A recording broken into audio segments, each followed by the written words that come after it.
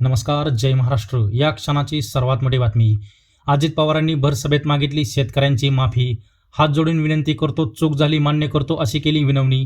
काय आहे सविस्तर बातमी आपण पाहू. त्या अगोदर तुम्ही चॅनलवरती नवीन असाल तर अशाच बातम्यांसाठी आताच आपल्या चॅनलला सबस्क्राईब करा. काल एका सभेत बोलताना अजित पवारांनी सांगितले की लाडकी बहीण योजना आणली, भावांसाठी ही योजना आणली, आता माझ्या कांद्याचे काय अशी शेतकरी म्हणत आहेत.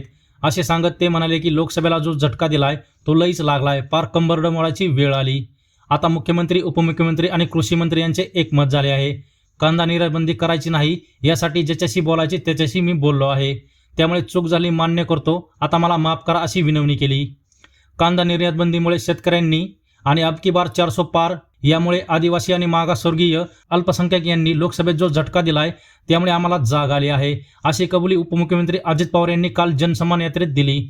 यामुळे कुठल्या गोष्टीतून बोध घ्यायचा असतो, काही शिकायचं असतं. कांदा निर्यात बंदी करायची नाही आणि शेतकऱ्यांची वीज बिल माफी केली असे निर्णय म्हणूनच आम्ही घेतले आहेत, असे सांगत विधानसभा निवडणुकीच्या पार्श्वभूमीवर योजना जाहीर केल्या जात आहेत.